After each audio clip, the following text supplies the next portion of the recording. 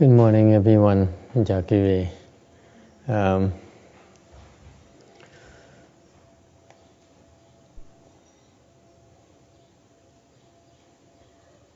Does anyone have any questions? Ai có thắc mắc muốn hỏi gì không? Anyone have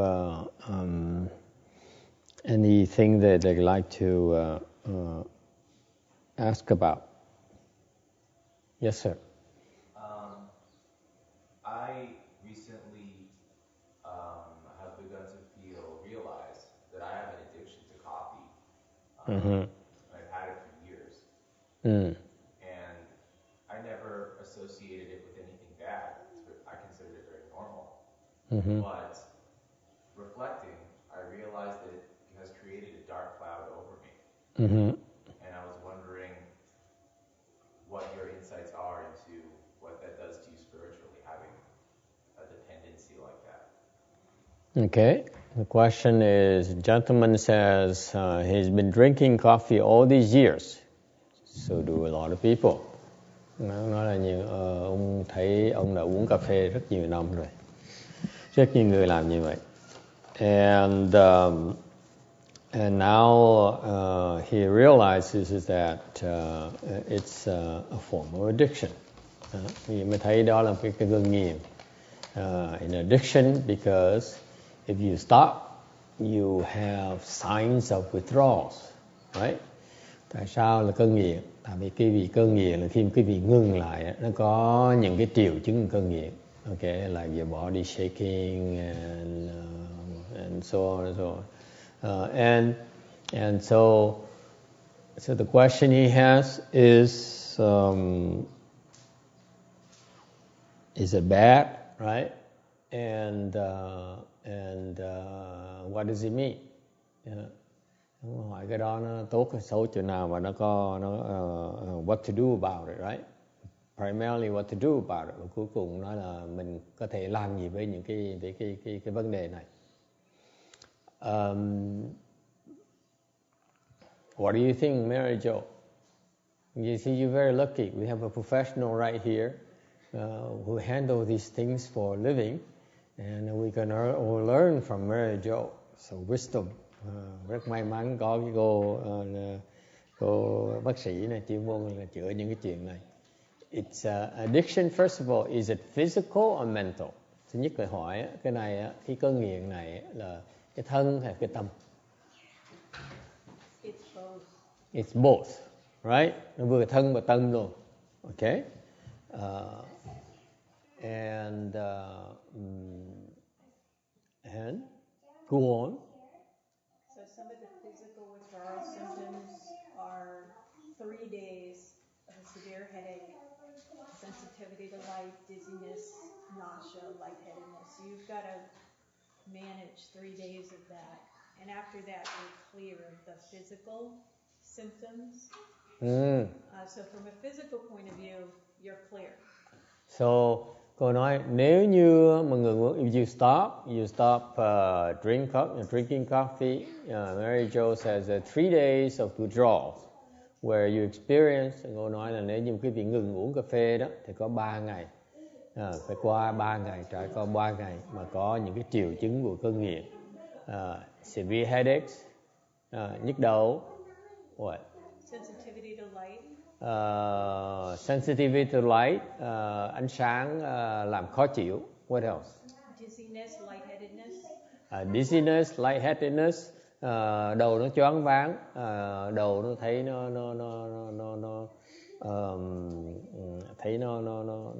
khó chịu. Yes, what else? Inability to focus or concentrate. Inability to focus or concentrate, không có thể nào mà chú tâm được. Nausea, buồn ngửa. Irritability maybe. Yes, definitely. Rất là khó chịu. Okay. And All right. More lethargy than anxiety. I think there's a heaviness with it. Heaviness of what? Heaviness, you feel foggy and fatigued. Okay, fatigue. Okay. No energy, lack of energy. Thiếu cái khí lực, thiếu cái sức. Okay. And those are some of the common symptoms of withdrawals that you need to go through up to 3 days, right? Đó những cái triệu chứng mà quý vị sẽ thấy có thể xảy ra khi mà ngồi trong 3 ngày, có thể tới 3 ngày luôn. Alright, that's physical. After that, no more. Sau đó là người bình thường lại, body readjusts. Okay, so and then what? What about? Well, I just wanted to say that sometimes when people have the flu, they stop drinking coffee because they just can't tolerate the acidity of it. Mm-hmm. But the symptoms they're getting are on top of the flu, and they feel like it's flu symptoms. Mm-hmm. It's really they're dealing with some of the physical withdrawal of their caffeine. Okay. Interestingly, she says that people who have the flu can no longer, some of them can no longer drink coffee because the body cannot take the acidity of coffee, and they would experience the symptoms of withdrawal as well on top of the flu symptoms, and they thought of those as the part of the flu. Cô nói rất là đặc biệt nữa, cô nói là khi mà quý vị bị cảm đó, mà vì lúc cảm như vậy thường cái cơ thể nó không chịu uống cà phê nữa, không thích uống cà phê nữa, tại cái cà phê nó có cái chất axit ở trong đó. Thành ra thì những người trong người bệnh cảm như vậy sẽ có những cái triệu chứng mà cơn nghiện như vậy, mà họ tưởng lầm cái đó là của cái triệu chứng của cái cảm. Okay, let's talk about mentally then. What does it do? So psychologically, the mind can believe it needs coffee in order to function, particularly in a work situation, that it needs that alertness. And there are a lot of cues in the environment from other people drinking coffee that supports the mind's belief. So society says that, it's an accepted practice. Coffee is good for you, helps the concentration.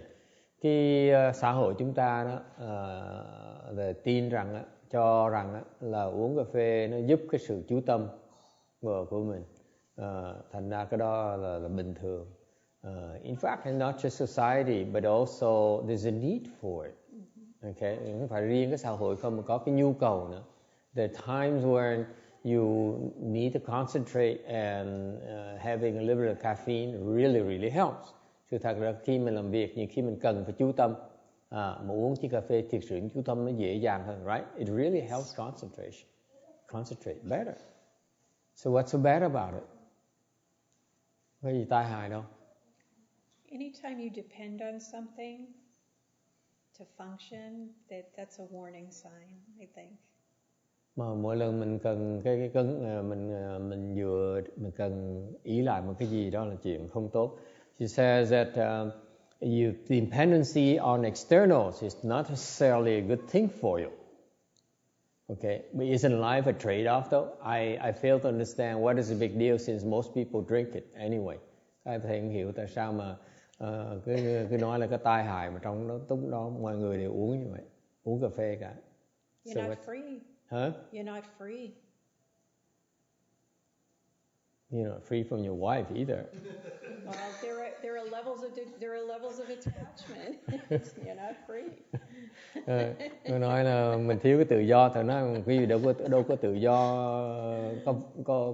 có vợ đâu có tự do đâu, ông kêu ông cười ngất ngay lập tức. Okay. What's so bad about it? You're not free, so what? We're not free from a lot of things. Mình thiếu tự do rất nhiều, cái thiếu tự do đủ chuyện, thiếu tự do đó. Sao có gì tai hại đâu? Huh? What's so bad about it?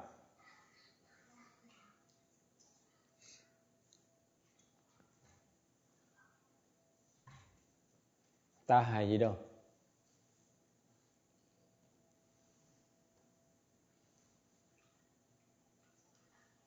Yes. Well, the whole purpose of a spiritual path is to start to free yourself from the things that are still attaching you. So if this is one of the things that you find you have a dependency on, it would be a focus of freeing yourself. I mean, that would be a goal for you to achieve, to release that. Okay.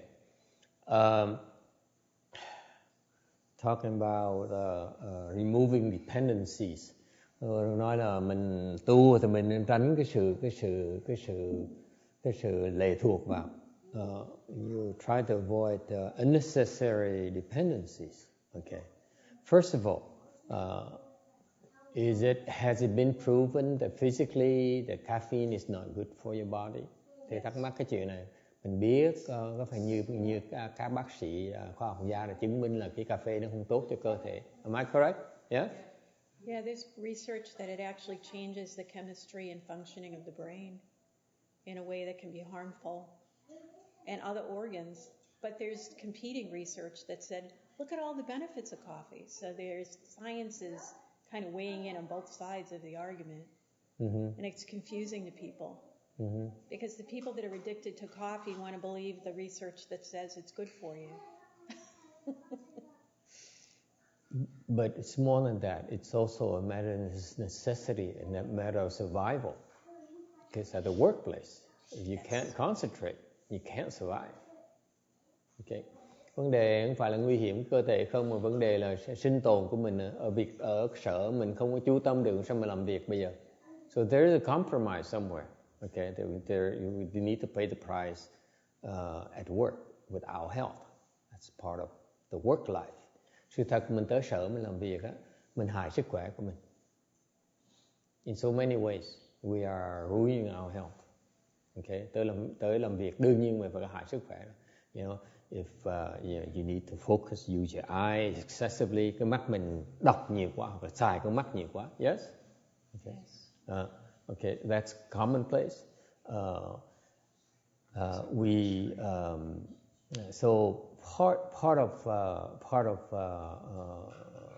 to me, it seems an accepted norm that you need some kind of coffee, some kind of aid to help improve your concentration. So it's an accepted norm. Thành đối với thầy, mình tới sở mình làm uống cà phê chuyện rất là thông thường, coffee, tea, whatever. Okay, to stimulate yourself, to refresh your mind. Okay, mình kích thích cái tâm mình một tí. Okay, and there are but after the stimulation, we know that physically there's a letdown, right? Mình biết là mỗi lần mình uống cà phê xong thì có cơ thể thực sự nó có cái sự how do you call that? A drop in energy. Crash, There's a crash. Có một cái sự có sự thay đổi rất là lớn lao. Mình mất cái sức chú tâm của mình. Okay. So it's a stimulant basically. So thành ra nó kích thích cái cơ thể mình. Therefore, whatever scientific researchers indicate, any kind of stimulation in the body will carry some consequences that's not good for you. Đương nhiên ai cũng hiểu rằng theo cái thông thường, nếu mình kích thích cái cơ thể mình, đương nhiên nó có những cái hậu quả không tốt cho cơ thể. Right? Yes. Okay. Physically, it's not a good thing for you. Thứ nhất, mình phải hiểu rằng là cái cơ thể mình nó có cái uống những chất kích thích tố nhưng mà nó không tốt cho cơ thể của mình. Okay, there's some long-term consequences. That is why the scientists have a hard time studying it, because there are some severe long-term consequences. Đương nhiên, những khoa học gia, bác sĩ ở khó nghiên cứu như chuyện này thì có những cái hiệu quả lâu dài mà nó hại cho cơ thể cho quý vị. But then, just like you mentioned earlier about caffeine and flu and so on, but it's all a mixed bag, so it's very hard to pinpoint what the long-term consequences. Sự thật là cái sự tai hại trong cơ thể chúng ta nó khó mà nghiên cứu một cách chính xác, là tại vì đủ những cái nguyên nhân khác mà nó hại cho cơ thể chúng ta. Okay, so it's very hard, but just, logically, it's not good for our body in long term. Okay, any kind of stimulation, constant taking of stimulation is not good, and it's proven by the fact that the physical withdrawals you have. Thì khi mình có thể cần hiểu một cách là theo cái lý trí mình thôi, cái lý thôi, thì quý vị thấy khi mà ngừng uống cà phê, ngừng dùng cái sự kích thích tố này thì cơ thể nó có những phản ứng nó không có tốt. Okay, right there it tells you that it's not the use is not good for your body physically. Chứng minh quý vị thấy những kích thích tố này không tốt cho cơ thể quý vị. So far so good. Okay. Mentally, we have to accept the fact that we, at times, when we go to a meeting where there's a deadline, we need to stimulate ourselves to get going. Sự thật á, ở sở việc làm quý vị nhiều khi mình biết là mình cần phải kích thích cái óc của mình để mình chú tâm mình làm việc. That's unavoidable, right? Cái đó không thể tránh được, right? All right. That's part of the price we pay to earn a living. Đó là cái sự cần thiết, and no one wants to admit it. No one is as blunt as I am. Just the fact of life. We need to stimulate ourselves to compete at the workplace, to deliver the workplace. Thì thật á, ở sở làm á, lý do rất nhiều người xài cà phê, uống cà phê là tại vì cần cái cà phê để mà kích thích cái óc mình mà làm việc. Lúc mình cần phải làm cho xong công việc tới đúng giờ, đúng gia hạn, đúng thời hạn. Okay. Cần chú tâm nó cao hơn một tí để mình làm việc. Okay. Đó là sự cái lẽ sống thường xuyên trong cái công ăn việc làm. So far so good. So that's part of life at the workplace. Okay. His question is deeper than that. It says, what does it do to me spiritually?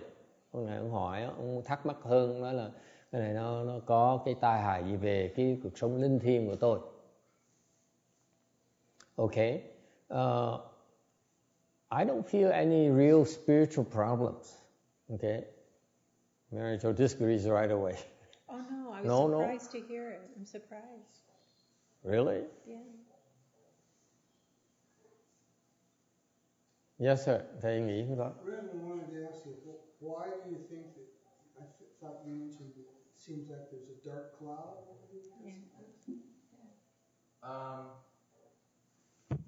I feel like as a drug, it gives something to you, but then it also takes something from you. And I feel like it kind of, with your anxiety, it kind of supercharges your anxieties in the background. Yeah. Mm-hmm. And that doesn't always go away. Even after you crash, your energy leaves, your anxieties still are alive and more powerful at night. Mm-hmm. And I feel like as a habit, as an addiction, day after day after day, it adds up all those anxieties to a level where I'm just, I can remember before I drank coffee, it's just I didn't have that problem. Mm-hmm. All that anxiety in the background, because it's like a curse almost when you charge it up day after day with the coffee addiction. Okay. Ông nói là vấn đề là ông thấy có cái tạo những cái vấn đề chẳng hạn như cái mình óc mình lo âu, lo lắng là nhiều hơn. Yes sir. Well, I could see this is kind of complicated because I know from drinking coffee, it can also have effects where it interferes with your sleep cycle. If it does that and you can't recover during sleep as you normally do, then you now have an added burden on yourself. And you have to have more coffee to keep going. Right. Yeah. But what about spiritually? What is the problem? Well, then I would say that if you are afflicted more because you can't recover from sleep and so on, now could you argue that you're decreasing your samadhi? So, what spirituality are we talking about? Thầy hỏi ông này là về cái vấn đề là về cái linh thiêng gì của ông ấy. What spirituality? What is it to you, sir? I'm asking, yes. I guess the feeling of having an energy that's my own, that isn't being altered chemically in a way that is becoming outside of my control. Okay. Nói là về vấn đề linh thiêng, về lý trí, linh thiêng thì nói là nó kiềm chế cái lý trí của mình, cái cuộc sống linh thiêng của mình. So what's the big deal? like I give an example. Many women have this problem. Thầy nói ví dụ có vấn đề khó khăn hay đâu, rất nhiều người phụ nữ về gặp vấn đề này. Like they like to come and meditate, but then the husband says, "You're neglecting me." It's even worse than coffee, I think. Nói nhiều phụ nữ nói là tôi muốn tới chùa tu, niệm Phật, tụng kinh, niệm Phật. Để ông chồng nói là sao bà bỏ bê tôi. Okay. So what's the big deal? What I'm getting at is that spirituality is such a vague term. You have to be very careful about what we're talking about. Ý thầy nói á, là vì khi mà nói về cái chuyện linh thiêng á, thì nó rất là mơ hồ. Quý vị cẩn thận. Okay. In Buddhism, về Phật giáo chúng ta, I can tell you what spirituality means to us. Phật giáo chúng ta thì nó có ý nghĩa linh thiêng, nó có ý nghĩa khác nhau. Okay. Spirituality to us is is wisdom. Linh thiêng của chúng ta là nói về cái trí huệ của quý vị. Your wisdom, your inherent wisdom. Cái trí huệ mà quý vị đã vốn sẵn có rồi. Okay? And in Buddhism, we meditate, we do things, we practice in order to uncover that inherent wisdom that we have. Phật giáo chúng ta cho thiền, chúng ta niệm Phật, tụng kinh niệm Phật để mà khai mở trí huệ mình đã sẵn có rồi. We all have it already. Okay? We just keep on covering it up more and more every day. This is what ordinary people do. Cái người phàm phu đó, mỗi ngày khi trong cuộc sống người ta đó, thì quý vị càng ngày càng làm những cái chuyện để che lấp cái trí huệ của quý vị. Okay? That's why I said earlier, depends how you look at spirituality. You say spirituality is freedom of mind or whatever, I'm saying really doesn't affect much at all. Thì bởi vì hồi nãy thầy mới trả lời rằng vấn đề mà uống cà phê thiệt sự không có tai hại hết. Tại sao như vậy? Tai hại gì nhiều? Tại vì quý vị mỗi ngày làm biết bao nhiêu chuyện để mà che lấp cái trí huệ cái vị, thì uống cà phê không uống cà phê đừng chả khác gì hết. So whether you drink coffee, you don't drink coffee, you're still covering it up anyway. Okay, from our perspective. You meditate, you don't meditate, it's the same thing. Okay, you do qigong, you don't do qigong, it's the same thing. It's one thing after another you do because you are never intent on uncovering it anyway. So why, what's a big deal? Thì như vậy thầy nói là nó phải riêng ông này nói lên những cái quý vị, những người lớn tuổi, người thông minh, người trí thức á, cái vị làm những chuyện mà để mà che lấp cái trí huệ của mình, cái hiểu biết cái trí huệ chân chính của mình, trí huệ lớn lao của mình, cái Phật huệ của quý vị. Okay. Thì không phải riêng uống cà phê không, đủ thứ chuyện quý vị làm mỗi ngày, nó mỗi ngày làm thêm chuyện để mà che lấp nó thêm. Thành nếu mà trách là cà phê hay là uống cà phê hay là không uống cà phê, nó cũng là chừng đó thôi. Okay. Tại vì mục tiêu quý vị đâu phải để mà khai mở trí huệ mình đâu. Đâu có tai hại gì về cái cuộc sống linh thiêng đâu. Uống cà phê không uống cà phê cũng chừng đó thôi. Okay? Only in Buddhism, only in chant, where we actually do this in order, the ultimate goal in chant, okay, is to restore and to access that inherent wisdom you have. Cái thiền của chúng ta tu đó, nó khác những thiền khác ở chỗ là chúng ta tu đó là trồng những cái chủng tử. We plant the seeds. When we meditate, we plant the seeds to uncover that. Instead of creating more conditions to cover it up, we actually have planted the seeds to uncover that. Cái sự khác biệt của thiền chúng ta với những cái thiền khác. Okay.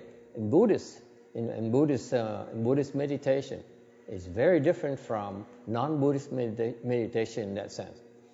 Cái thiền Phật giáo nó khác cái thiền ngoài đạo cho đó. Thiền Phật giáo mình là trồng những chủng tử, tạo những cái nhân duyên để mà khai mở trí huệ chân chính của mình. The only one goal in Buddhist meditation is to create conditions, to create the aiding conditions, create blessings for you to uncover this veil of darkness, this veil of fuzziness in your mind. So far, so good. So that you can see for yourself without having the depending on coffee or telescope, Hubble, you know. Thành ra quý vị mở cái trí huệ, quý vị sao? Là quý vị khi mà có trí huệ đó, quý vị không cần những cái sự ngoại vật để mà thấy được cái sự thật của mình, của cuộc đời. You see the truth. Okay? And when after you see the truth, what happens? Sau khi quý vị thấy được sự thật, chuyện gì xảy ra? You stop hurting yourself. Quý vị sẽ không hại mình nữa. Because all you're doing so far with that goal is that you keep recovering yourself, and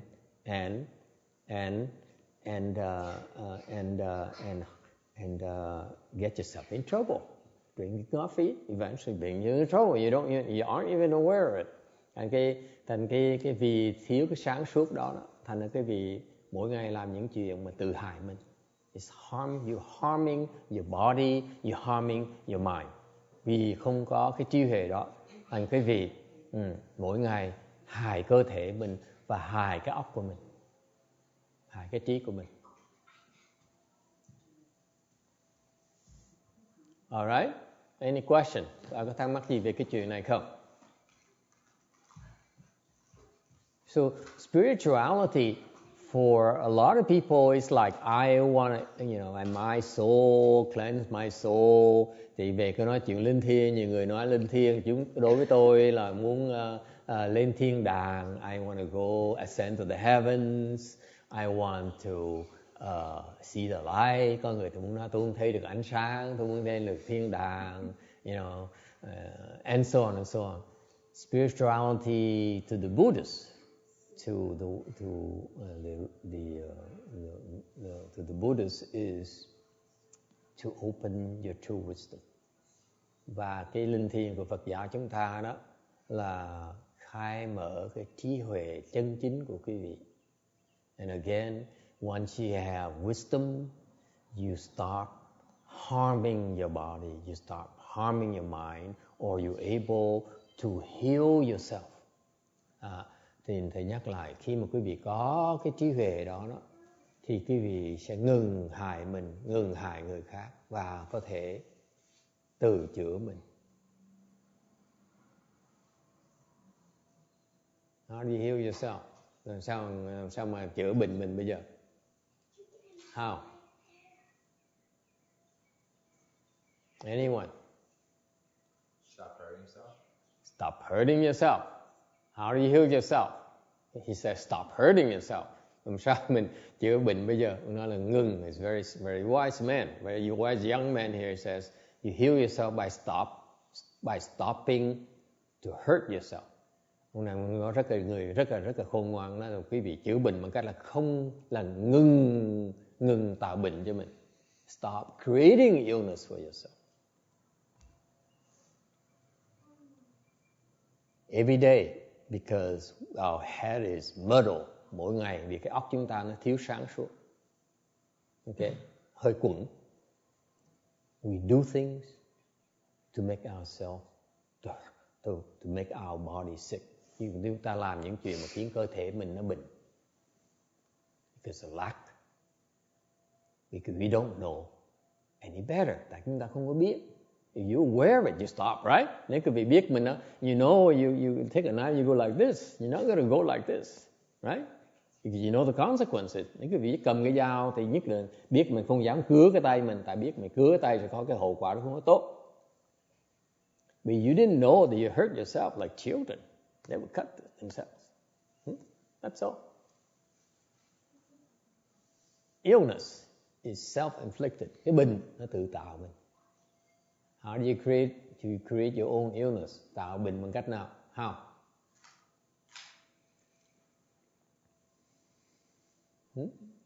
Yes, sir. Create killing karma. Create killing karma, tạo những cái nghiệp sát. Yes, what else?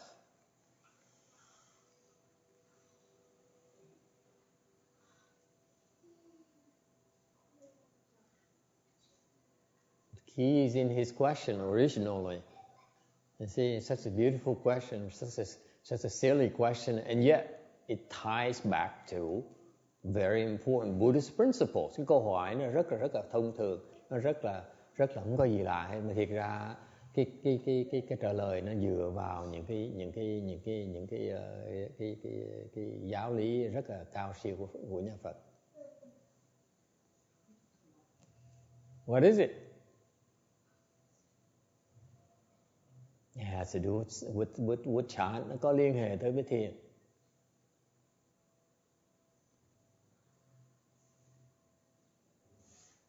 Yes, sir.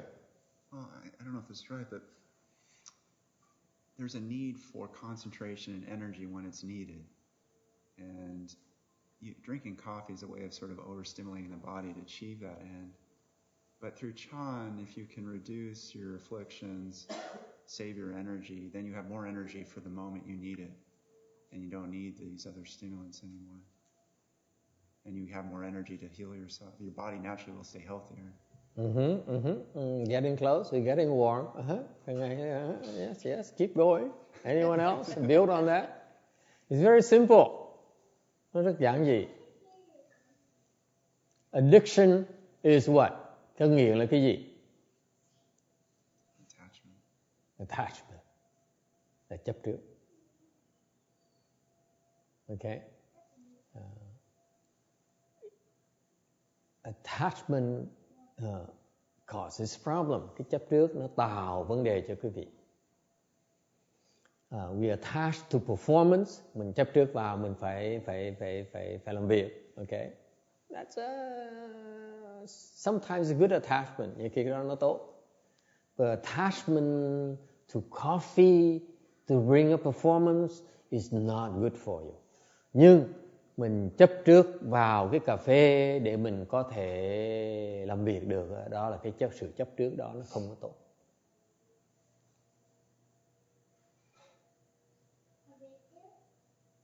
Right? Because you're hurting your body, cái bị hại cơ thể mình.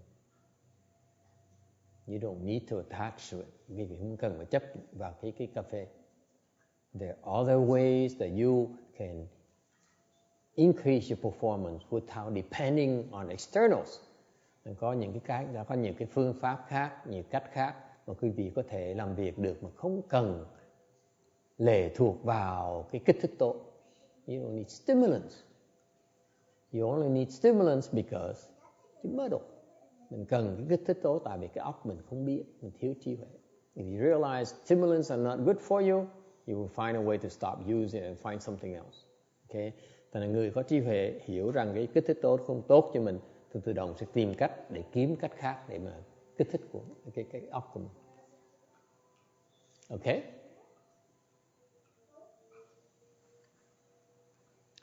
Meditation clearly is one way to clear your head and increase your energy and improve the concentration.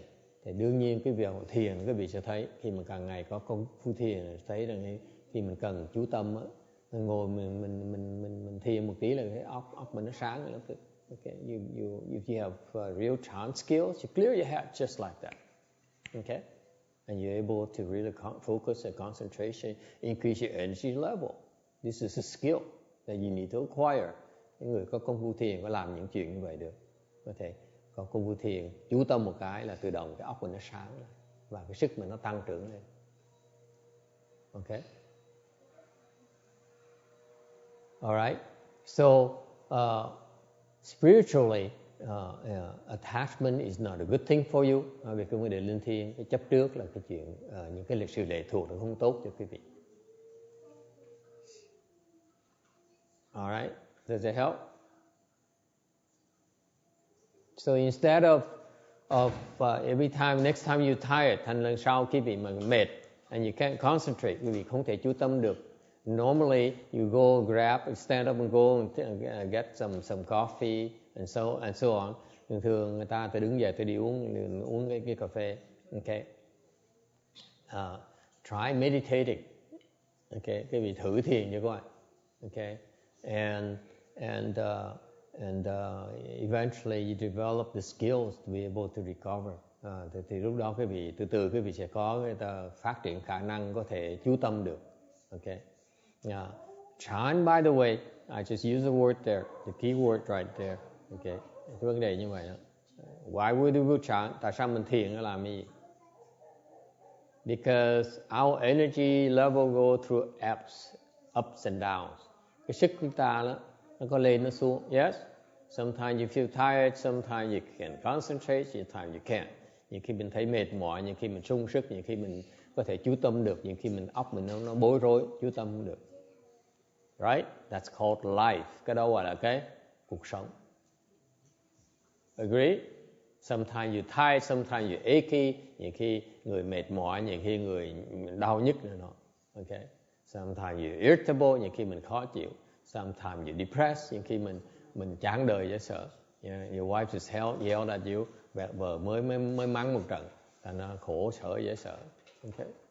That's a man's condition. Đàn ông như tôi nó có vấn đề cực như vậy đó. Don't smile, please. You're not helping our cause. Okay? Women are not smiling rồi. Mấy cái phụ nữ ai cũng mỉm, cười khích khỉnh. Anyway, so it's called life. Sống như vậy, there's ups and downs in life. Cuộc sống mình phải chấp nhận nó có lên, nó có xuống. Okay? And you can always have something to go back to restore your balance. Quý vị có một cái khả năng, có một cái cách để mình có thể hồi phục lại cái sự thăng bằng của mình. It's through chant. Thiền là như vậy. Chant is designed to help you restore your balance. Thiền là công phu thiền là giúp quý vị hồi phục lại cái sự thăng bằng của mình. Okay? This is what most people don't talk about. Người ta không dạy cái đó. People who teach you chant, những người dạy thiền quý vị, they teach you meditation. So, oh, this is so wonderful. Look at all the good things you do. Cái người dạy thiền, ta nói cái khoe, ta nói là quý vị thấy thiền hay không? Thiền mình phải làm được cái này. You can see light, thấy được ánh sáng. You can heal people. Mình chữa bệnh được cái nào? Okay. And to me, what most fundamental part of life is not all the good things. It's about recovering, picking yourself up when you're down. Okay, recovering yourself, bring yourself to normal again when you're low. Đối với thầy, cuộc sống quan trọng nhất trong cuộc sống không phải là lúc mình tốt, mình thăng lên. Cái lúc mà quan trọng nhất đối với thầy, cuộc sống là khi mà mình bị xuống, mình mất đà, mình bị nạn, mình có cái khả năng, mình có thể hồi phục lại cái sự thăng bằng của mình. To me, what's most important, what the most precious skill in life is not success. It's about the ability to recover from failure, the ability to recover when you're in trouble. Đối với thầy, cái khả năng mà ít người, cái nền giáo dục không dạy quý vị. This is what's lacking in education. Our educational system. Hệ thống giáo dục quý vị không dạy được cái gì đó. Okay? We send our children, we go to school and they say, oh, I turned you to a great engineer. Okay? I turned you to a great doctor and I helped you make a lot of money. Okay? But they don't teach them how to recover when they're in trouble. Because why? Because your teachers, your professors don't know how to recover themselves when they are in trouble. Ai cũng dạy cái vị toàn là thắng không à, mà không ai dạy cái vị làm cách để mà tự hồi phục lại khi mà mình bị thất thế, khi mà mình bị thiệt thòi. Tại sao vậy? Tại những người thầy quý vị không biết cái cách để hồi phục khi mà bị thiệt thòi, bị thất thế. That's what's lacking. in the non-Buddhist meditation as well. Bên thiền kia cũng vậy, họ thiếu cái chỗ đó.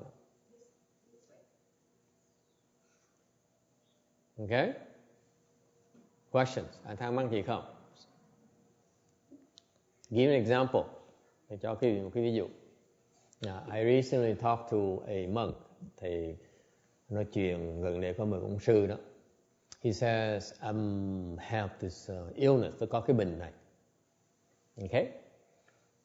And he says, no doctor can fix me. Không có bác sĩ nào chữa cho tôi được hết. No medication I know of can cure me. Không có thuốc nào mà tôi biết nó chữa được. So far so good. And then he says, there is someone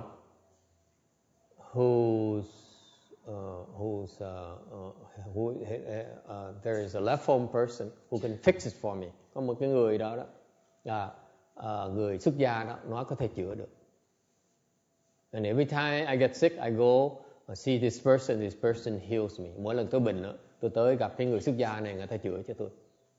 And I'm told by this person that, it would take a year for me, for this person to fix it for me. Người kia mới nói ông thầy này là tôi cần 1 năm trời sẽ chữa được cho ông. Okay? And that's the only thing he has. Cái đó là cái mà ông làm cái được, ông có cái lòng tin của ông, có cái hy vọng. He gives him hope in his life. What's wrong with that? Hint, hint. What's wrong with that? Sai lầm chỗ nào? Yes, ma'am. Oh, sorry. You don't make certain moves because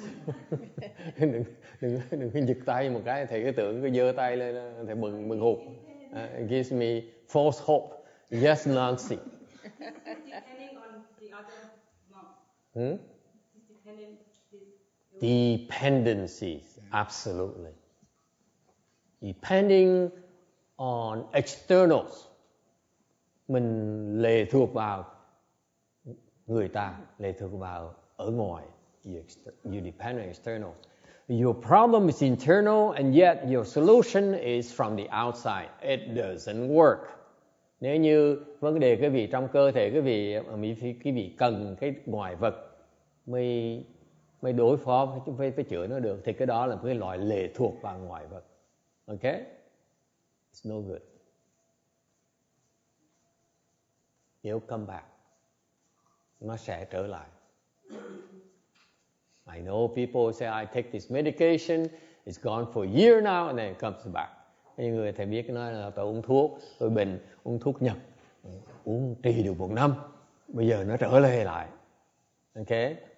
It goes to prove that yes, it may go away temporarily, but it comes back because, để chứng minh cho quý vị thấy có những cái triệu chứng có thể biến mất 1 năm trời nhưng đều nó trở lại vì why? Yes, sir. You still owe them. Tony says, I still owe them. Tôi vẫn nợ người ta như thường. Yes, Mary Jo. I was just going to say. Tony is so depressed. Yes. Ông Tony, ông chán đời dễ sợ. Tôi I owe too much. Tôi nợ nhiều quá. Yes, Mary Jo. What can we do about that? Medication is only masking symptoms. It's not treating the cause. That's right. That's all it does. It masks symptoms, especially the flu symptoms. Yeah, right. Thuốc thường thường nó chỉ che lấp cái triệu chứng thôi. Nó giải quyết cái triệu chứng, nó không giải quyết cái nguyên nhân. Yes? You still owe them, Tony says. What's another reason? I told you earlier. Tôi nói rồi, cái vị vẫn chưa hiểu như thường. You are still doing things every day to cause that problem.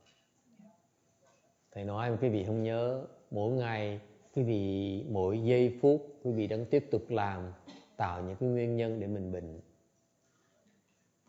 So the solution has to be within. Thành cái giải đáp phải từ cái cơ thể của mình. The primary reason has to be from within. cái nguyên nhân, cái phương pháp chữa bệnh tốt nhất là từ ở trong, mình không thể ở ngoài được. External is only temporary help, temporary relief. And I don't know why mankind refuses to wake up to that. Mà thấy như tại sao nhân loại, cái nhân loại này vẫn chưa thức tỉnh về cái vấn đề, cái sự hiểu biết này. Cái bệnh mà quý vị muốn chữa mà dựa vào thuốc men ngoại vật á, ok, là chỉ tạm thời thôi. If you depend on external things, it's always temporary, whether it's coffee, whether it's tea, cái vị dựa là cần cái bên ngoài thuốc, hoặc là cà phê, hoặc là trà, cái đó chỉ tạm thời thôi. It's only temporary.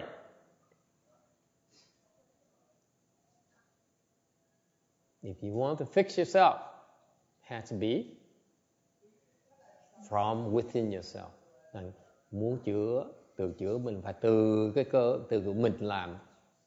Okay? Not outside.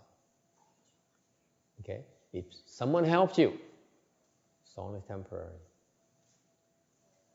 Những người ta tới giúp mình chỉ tạm thời thôi. Okay? And that's called wisdom. Cái đó là trí huệ vì vậy. You open your wisdom, you stop doing things that hurt yourself. Nên quý vị quan trọng, hiểu cái tầm quan trọng của mở trí huệ mình. Quý vị có trí huệ sẽ ngừng lại làm những chuyện để mà hại mình.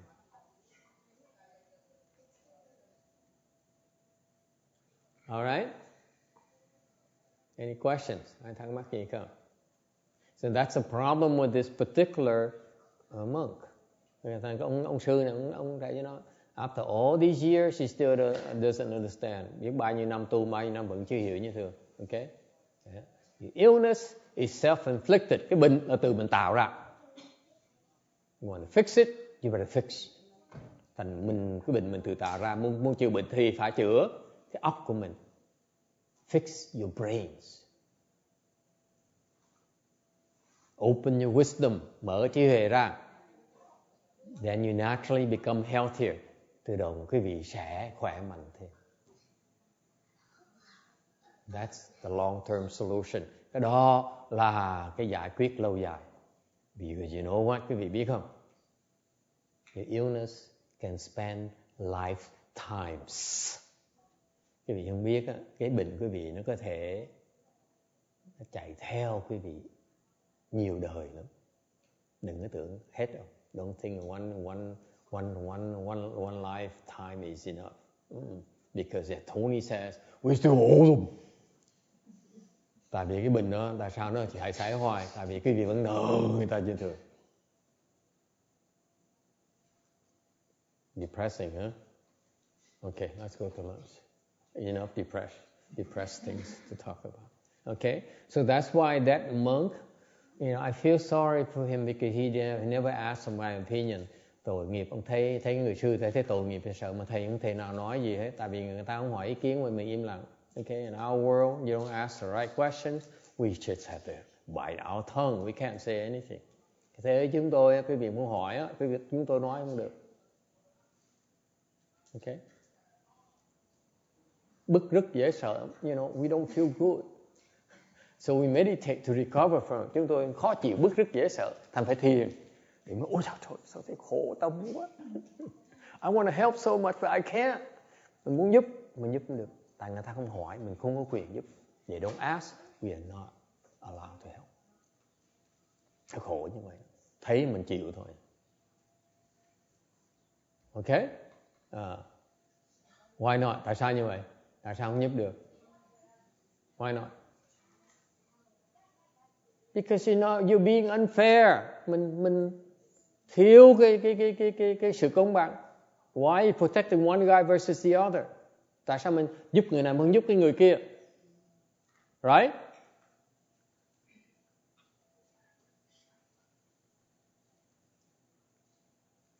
Why do you protect Tony who owes a lot versus his creditors who owns him a lot? Tại sao phải chọn giúp cái ông này, ông mà đang nợ, cái người nợ, cái con nợ mà không chịu giúp cái người chủ nợ? Huh? What's so fair about it?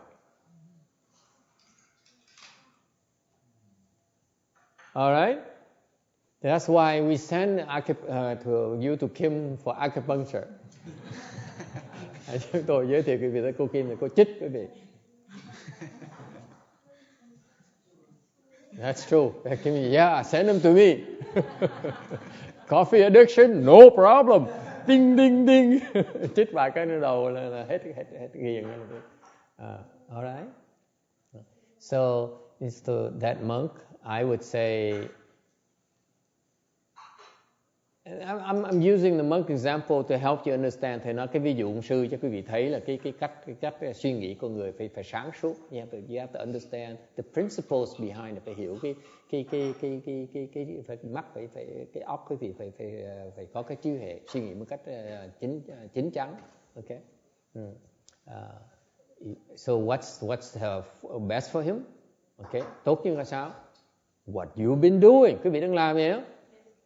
You meditate and you improve your levels, improve your samadhi power. Thành quý vị cách nhất ông thầy làm á, giống như quý vị đó đang làm mỗi tuần đó, mỗi ngày đó, là tu để mà tăng trưởng định lực mình. When you increase your samadhi power, you become wiser. Quý vị mà tăng trưởng cái định lực quý vị, là quý vị khai mở trí huệ mình. Keep on increasing it and you will stop hurting yourself. That's how you heal yourself. Cứ tiếp tục tu thiền với có cái mục tiêu là tôi phải tiến bộ. You got it? You meditate with a very goal. I want to improve. Tôi muốn tiến bộ. Then you heal yourself naturally. Tự động sẽ chữa bệnh cho mình. Does it help? You want to get rid of addiction? See, you've been improving. That's why you begin to see, it's no good for me. Ví dụ bằng cơ ông này hỏi về cà phê là tại vì ông đã tiến bộ. Thằng bắt đầu ông thấy là mình phải ngừng uống cà phê để mà tự ngừng hại cơ thể mình. See, it's called wisdom. Gọi là trí huệ cho đó. You improve, you see, this is not good for me. Khi mà quý vị tiến bộ, tự động thấy những cái không lợi cho mình là phải chặt những chấp trước này. You cut off these attachments naturally. Sẽ chặt những cái chấp trước đó. Okay? Does it help? I know when you want quick fixes. Thầy biết các bác là muốn ông thầy ông chữa giùm cho tôi cho nó xong chuyện cho rồi. Okay? You want, you say, Master, fix it for me. Yeah. We can temporarily only. Chúng tôi giúp quý vị tạm thời thôi. Okay? All right? Thank you. Good question. Let's go to lunch. Mời quý vị đi dùng trưa.